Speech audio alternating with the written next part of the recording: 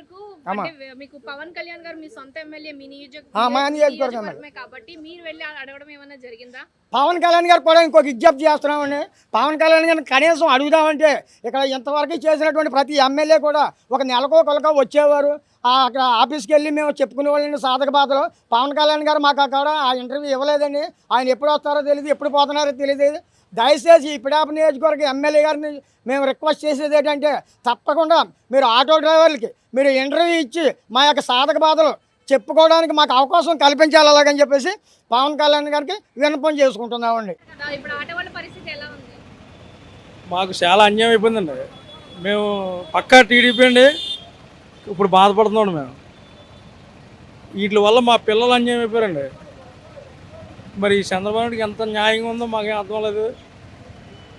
పవన్ కళ్యాణ్ నెగ్గించినందుకు మాకు మొత్తం ఈ జిల్లాలో ఈ పనిష్మెంట్ గట్టికిచ్చారండి ఆటో డ్రైవర్లకి.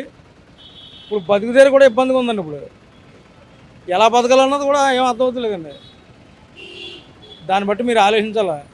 మీరు సంవత్సరానికి 10,000 వేసినా మాకు సంవత్సరానికి 10,000 వేసినా దేనికి ఉపయోగపడితే కూడా అర్థం లేదు. దానివల్ల మేము చాలా అన్యాయం అయిపోతామండి. మీరు దయించి ఈ పథకం వెనక్కి తీసుకుని మాకు మళ్ళీ కొత్త జీవితాన్ని ఇచ్చినట్టు అవుతుంది. లేదంటే మేము మొత్తం చాలా ఇబ్బంది పడతామండి. మిమ్మల్ని కోరి మళ్ళీ తెచ్చుకున్నందుకు మమ్మల్ని మాత్రం చాలా ఇబ్బంది పెట్టారు. ప్రతి ఆటో కార్మికుడు చాలా ఇబ్బంది పడుతున్నారండి. ఎలా బతకాలో కూడా అర్థమవుతలేదు పిల్లలతో. దాన్ని బట్టి మీరు ఆలోచించాలి. పవన్ కళ్యాణ్ గారికి మళ్ళీ విజ్ఞప్తి చేస్తున్నాం. ఎప్పుడు కూడా మేము పుట్టిన కాడి నుంచి తెలుగుదేశంలో ఉన్నామండి. జగన్ ఇంత అలా చేయడని చెప్పేసి జగన్ గారి కోసం ఎన్నో అన్నారు. కానీ ఇలాంటి పథకాలు తెచ్చి మమ్మల్ని మీరు బాధపడుతున్నారు. ఇప్పుడు మాకు చాలా అన్యాయం తీరం లోటు జరుగుతుందండి. దాన్ని బట్టి మీరు ఆలోచించాలండి.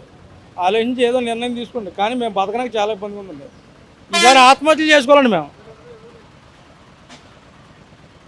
ఇంకా మాకు ఆత్మహత్యలు తప్ప ఏమి లేవండి. ఆటో వాళ్ళందరూ కలిపి దీని మీద కనీసం నెలకు 15,000 తెచ్చుకునేవాళ్ళు.